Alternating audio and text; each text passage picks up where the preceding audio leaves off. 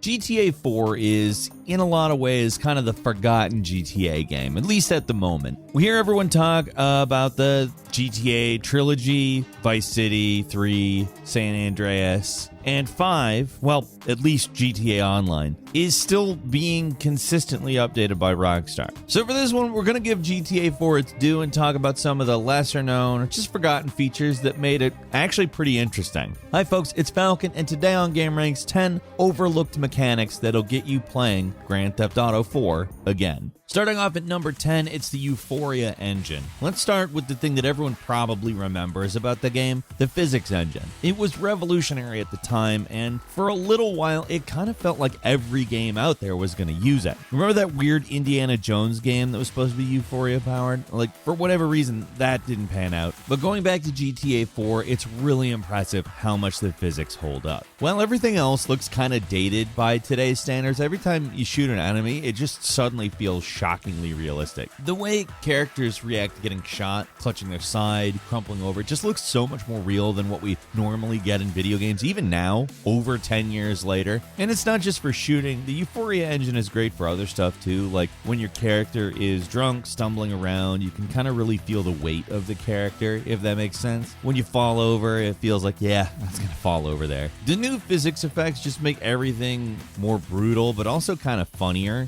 Like when you steal a car and somebody tries to open the door again, sometimes they'll just hold onto the door handle and get dragged with you as you speed away. The Red Dead Redemption games did a great job of expanding on this stuff, but the Wild West isn't really as chaotic as the world of GTA, so it's not quite as noticeable in those games. While the Euphoria engine is one of the first things people remember about GTA 4, in a lot of ways, I still think people overlook just how cool these effects actually are. At number 9, the game actually ended up with 3 protagonists. It's another thing that I think people tend to forget about GTA 4. The protagonist isn't just Nico Bellic, it's also Johnny Klebitz and Luis Lopez. GTA 5 wasn't the first GTA game with 3 main characters, it just made a system out of it. And in some ways, the characters in GTA 5 aren't even as fleshed out as the ones in 4. The big reason people tend to forget about the 2 other guys is their stories were told in 2 add-ons for the game. The first of which was The Laws of the Damned, the second was Ballad of Gay Tony. I feel like these add-ons don't get mentioned enough, because at least gameplay-wise, they're actually a big step up from the original game and are well worth checking out, even if you didn't like GTA 4 that much. Like, they're tighter, more focused stories that introduce some fun and cool missions pretty quickly, especially Ballad of Gay Tony, which probably has some of the best missions of the entire series. But Gay Tony also brings back some of the highly requested features from previous GTA games, like skydiving and crazier weapons, which are all staples of GTA 5, so it's not like impressive or anything, but it's pretty cool back then. Along with Nico, both Johnny and Louis are interesting and often likable characters, and seeing how their stories intersect is one of the most interesting things about the game, because clearly Rockstar had it all planned out from the beginning. In GTA 4, you actually see these guys show up occasionally, so even though they don't really have anything to do with Nico's story, they're there. It's just a small detail in a game that's full of small details, and there's something really satisfying about how each one of the characters' stories mirrors one another. At number 8 is the awesome vehicle damage modeling. The cars in GTA 4 could be a pain to drive. Like, there was a learning curve to getting used to the car physics in this game, and it was really either you like it if you don't type driving. The handling was different, but you can't deny that the damage modeling on the cars is really impressive. It's a feature that was definitely scaled back in GTA 5. While some of the actual damage modeling is maybe more realistic in the 5th game, the amount the cars deform definitely isn't. You can totally flatten a car in GTA 4 with a good head-on collision, and it's just always awesome to look at. Car crashes are just so spectacular in this game. It's just fun to get out, look at your handiwork once in a while, and appreciate the work Rockstar put in. Yes, it can be a little frustrating to have your car get completely totaled, like so much so the axle can bend, but the level of realism is just something it's hard not to appreciate. GTA 4 is an interesting game in the series because they clearly spend a lot of time making the world so immersive and realistic that sometimes it's hyper real, it's too much, and it even can get in the way of the fun. It's a really unique approach to the series, and one that I think does deserve some recognition.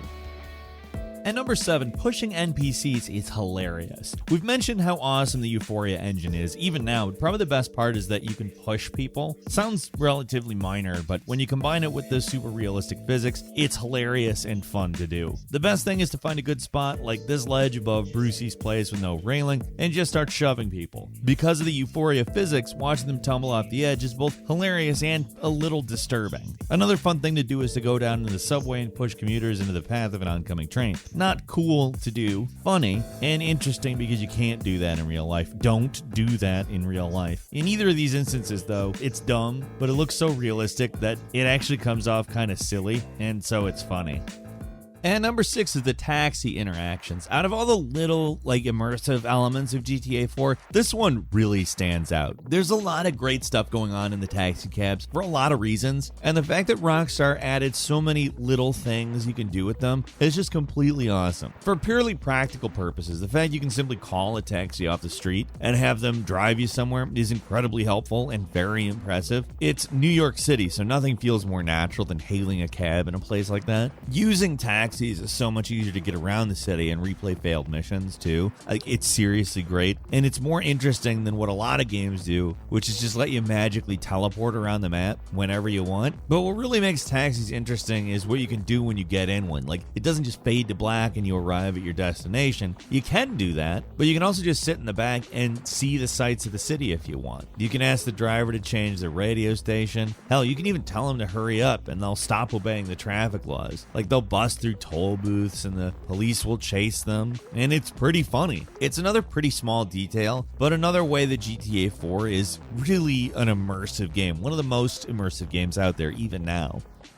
And number 5 is the environmental interactions. Another small thing, but for a GTA game feels bigger. It's the first game in the series where you can just pick up random junk off the ground and throw it. You can toss stuff through windows, at pedestrians, whatever. And there's just something fun about it, even if it's totally pointless. Seriously, I don't think I've ever really taken the time to mess around with stuff in the dozens of hours I've put in this game. It doesn't add a lot. I have played with it, obviously, but the fact you can still do it adds something to the experience. Probably the funniest thing to do is just find loose food around and throw hot dogs and hamburgers at people. It is ridiculous and a waste of time, but it is so funny. And that's kind of just half the fun of a GTA game, right? And number 4, all the little immersive stuff you can do.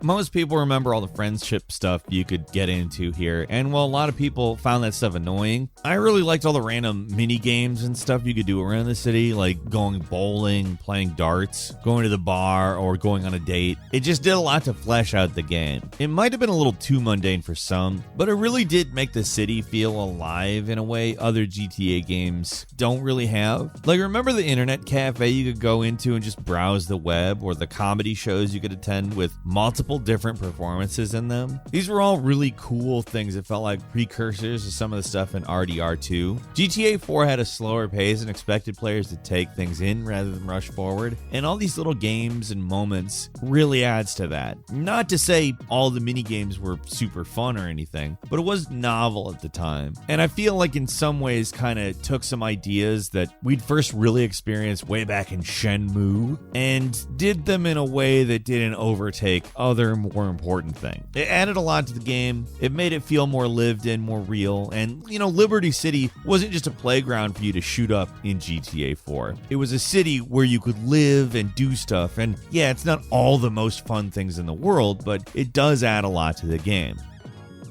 And number 3, there is a real, or at least as real as it can be, and completely functional subway system. Most players just drive around in GTA 4, never realizing there's an entire subway system under their feet. The only time people may even realize this stuff is there is during the few missions that take you down into the subway tunnels, which make you think that those are the only tunnels in the game, but no, there's a whole system. There's a ton of games set in New York-style cities, but they almost never actually go down into the subway or even let you. The best you usually get is some permanent permanently locked up underground entrances and maybe fast travel animation of your character taking the train. That's about it. GTA 4, though, went the extra mile. Even though only a fraction of players would even bother to go down there, there's a lot to see. The stations are uniquely modeled and surprisingly close to the real things in some occasions. And if you're the type who likes to go exploring open world games, it is really cool. You have to check it out. They did not even need to bother with this, but they made an entire working subway system. It's stuff like this that makes Rockstar stand out. They just go above and beyond in their worlds.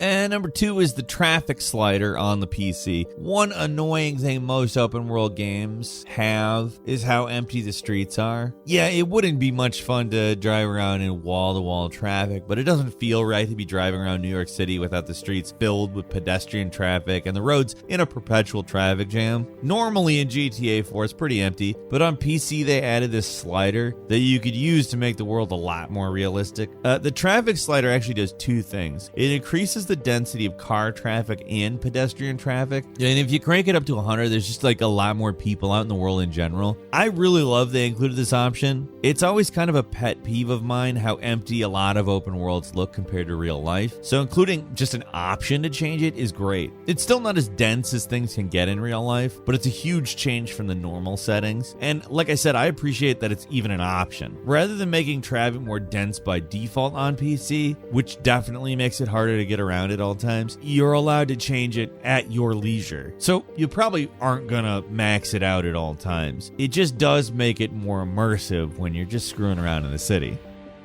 And finally, at number 1, the swing set glitch is still amazing. Like, for most of this list, I've praised how immersive GTA 4 could be, but this little feature it's not immersive at all. It's a bug, and it's still a thing in GTA 4, and it's still amazing. How it works is simple. You just press up against any swings in any playground in Liberty City. For some reason, it'll usually send your car flying, sometimes literally hundreds of feet into the air. It works for any set of swings in the entire game. Probably the best ones to try this little glitch out are in Tudor near the gas station, because there's enough free space to really send your car flying. Of course, you don't need to be in a vehicle to go flying either. You can just as easily send yourself flying through the air by walking into swing. It just most of the time will definitely kill you. Still very funny. Sometimes it's not the gameplay or the graphics or story or anything like that that really keeps people coming back to the game. A lot of games really live on in their hilarious glitches, and the swing set glitch is probably one of the best ever,